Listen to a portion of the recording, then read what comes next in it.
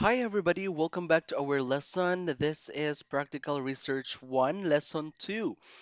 And today we'll be talking about the characteristics of and processes of research. This is again Sir Randy, and I welcome you back here in our class. The characteristics and processes of research. Ano bang meron ang research at ang proseso na kailangang pagdaanan para magkaroon ng successful na study? Right? Uh, Research is a systematic investigation undertaken to increase existing knowledge and understanding of the unknown to establish facts and principles.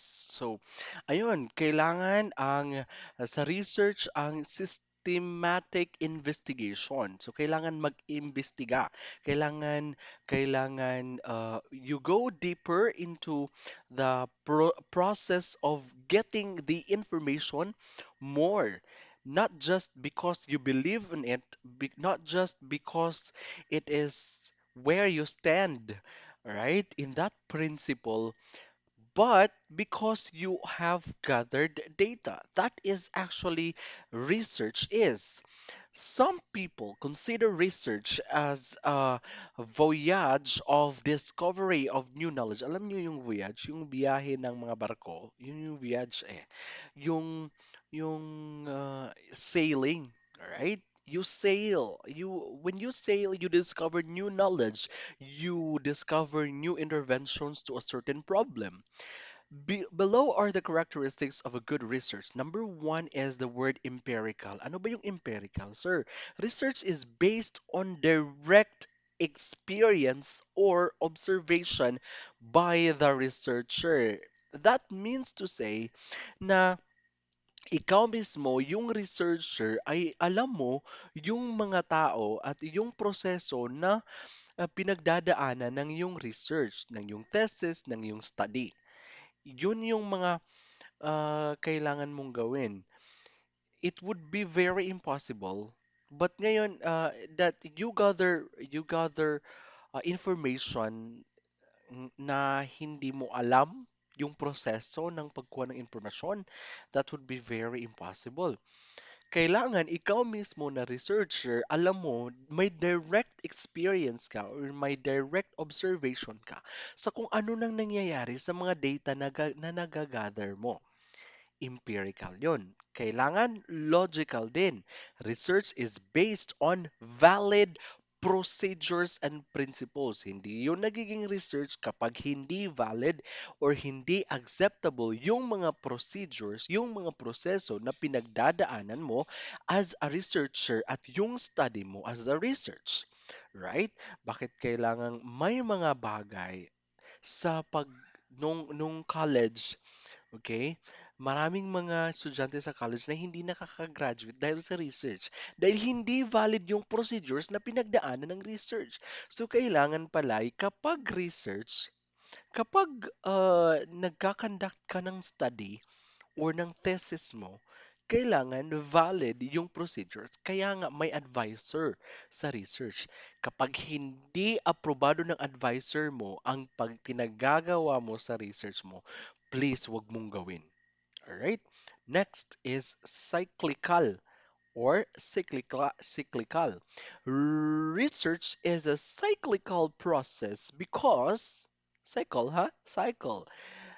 Because it starts with a problem and ends with a not with a problem. Right? Kaya yun cyclical kasi naka-cycle. Nagsisimula ka sa isang problem, mag-i-end yun sa problem.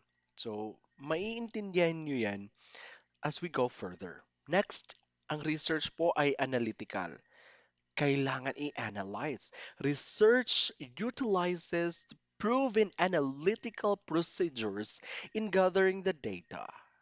So, no matter what it takes for you to gather the data, as long as you undergo the right procedure and the right way of analyzing it, you do the research very well. Whether historical, Ito ba ay historical? Ito ba ay descriptive? Ito ba ay case study? Or ito ba ay experimental? Ang research ay analytical. Kung kaya, kapag nahihirapan na yung estudyante sa pag-a-analyze, may advisor na nag-clear up ng kanyang mga issue sa kanyang research. Right? Laging tandaan yan. Next is, ang research ay critical. Research exhibits careful and precise judgment. That means to say that ang research ay kailangan maingat sa pagja-judge ng mga ng yung mga analysis. Kasi kapag nagkamali ka sa pagbibigay ng analysis, posibleng magiging buong research mo ay magiging mali. Right? Next is methodical. All right. Research is conducted in a methodical manner without bias using systematic method and procedures. What does it mean? It means that kapag research, kaya sinasabing may procedures, may proseso, okay? Yung kailangan naka-follow ng tamang proseso. Bakit ang research ay methodical? That means to say, nagfa-follow yun ng tamang methods. Kailangan naka-follow ka sa tamang methods o yung mga tamang pamamaraan ng paggandak ng research. In our research, in our format in senior high school, we have chapter 2 as methodology. Okay? Meaning the the methods of conducting the research will be written there. The research design, the participants, right? The research locale or yung environment, at yung data gathering procedure, your ethics, and in yung data analysis will be written there in chapter 2. Now, next is replicability. The research design and procedures are replicated or repeated to enable the researcher to arrive at valid and conclusive results. That means to say, ang research design at ang mga procedures ah, na ginagamit mo sa pagkandak mo ng research ay um, kailangan repeated, alright, or replicated from from another study. So, naka-replicate ito sa isang study or sa ibang study para magkaroon ng idea ang researcher ng tamang proseso kung ang kanyang sagot ay tama ba o mali. Example, kapag may finding ka, ito yung finding mo sa iyong research or sa iyong thesis, kailangan may nakasupport na readings or related literature, tinatawag yung related literature sa research, na taong nagsasabi na tama yung conclusion mo. Right? Next, maiintindihan nyo yan as we go further. Mm, Basta laging tatandaan na yung pagkakandak ng research ay hindi dahil yun yung gusto mo. Kung, kung hindi, dahil yun talaga yung lumalabas na resulta batay sa iyong pag-aaral. Alright? Research is, to say the least, a process. Okay? Ang research ay isang proseso. So kapag hindi ka nag-undergo ng tamang proseso, mali ang research. Right? It proceeds from one to the next in a progression until its completion. Mula nung ginawa mo yung problema, may mga questions ka, statement of the problem yung tawag doon, at hinahanapan mo ng literature at saka methodology, yun. Mo yung results and discussion, and then at some point, makukumpleto mo yung research. Okay? At some point in the process, the researcher needs to go back to rethink, reevaluate, or repeat the process. Sometimes kapag mali yung research, back to zero talaga. So I swear, guys. So I have been encountering many researchers which after their final defense ay pinapaulit yung proseso kasi may mali. Kapag namali ka sa simula at hindi yun na naiko-correct ng advisor mo o kahit ikaw na researcher, pagdating sa dulo, kapag nakita yon ng inyong mga panelist or yung mga taong nag-i-scrutinize ng inyong research, your research will be re-evaluated and ang worst ay gagawin muli. Right? So that's tedious research processes. That is why the research process is considered as iterative. In general, below are the main steps to follow. Number one, define and develop your topic, the research problem. Factors to consider in selecting a research problem, researcher's area of interest. Saan ka ba interesado? Anong bagay interesado ka? Example, interesado ka sa mga issues ng society, especially kapag YUMS, issues sa society, ano mo nangyayari sa not merely sa politics, yung polusyon, yung krimen, yung mga laws, existing laws. Alright? Kapag interesado ka, pwede mong gawan yun ng research. Kapag interesado ka naman sa mga effectivity effectiveness ng kahit anong strategy ng classroom na ginagawa ng teacher mo, posible din yun. Right? At kung interesado ka sa mga bagay-bagay na pwede mong gawang research, gawa ng research, posible yun. Alright? Availability of funds. Sometimes kasi, gumagastos yung research. Many a times, gumagastos yung research. Right?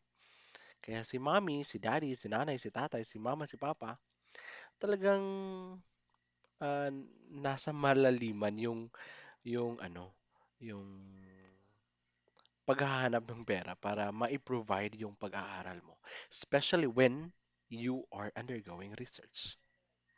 Next is investigators' ability and training. Sometimes kasi, yung researcher hindi available dahil busy sa pagiging estudyante. Pero dahil subject siya, hindi mo siya maipasa, kapag hindi mo siya maipasa, hindi ka gagraduate, ayun, yun yung nangyayari. Alright?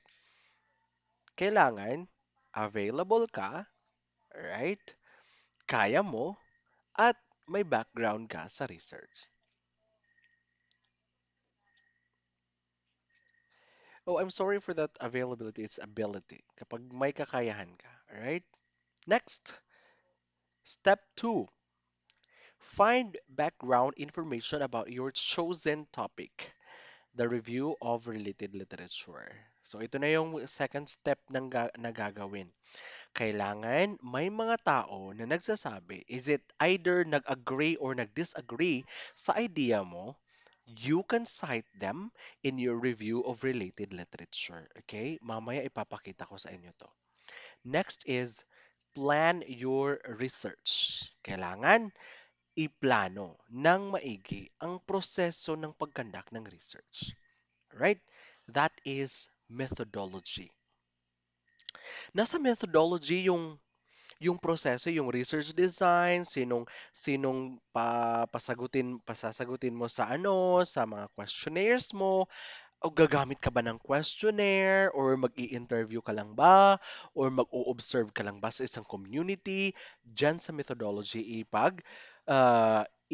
sasabihin mo diyan sa methodology ang lahat ng proseso at lahat ng mga tao involved sa research mo. Okay? Next, step four is process and analyze data using thematic analysis for qualitative research and statistical tools. Right, for quantitative research. Sa qualitative research po, kailangan alam mo yung thematic analysis, yung i-explain ko to later sa ating mga topics kasi yung thematic analysis po ay students ay yung sinabi ng inyong ini-interview, kailangan maisulat nyo yon, yung transcription, maita-transcribe nyo. From their idea, kukuha kayo ng mga themes doon, kukuha kayo ng mga topics na sinabi nila at i-analyze mo yon. So, ganyan ka madugo yung proseso. I-analyze nyo yon at ilalagay nyo sa isang interpretative na paper na nag-discuss kung anong sinabi nila batay sa in-interview mo or na-interview mo. Alright? Ito kasi yung quantitative research. Ito yung research na methodology na or design na kailangan ng mga numero, yung statistics. Kailangan ng t-test, kailangan ng, alam niyo na yun. Kasi alam kong nag-undergo na kayo sa statistics. Yung paano kumuha ng mean, kailangan ba ang problemang ito ay kailangan ba mean, percentile rank lang, or t-test, or ANOVA?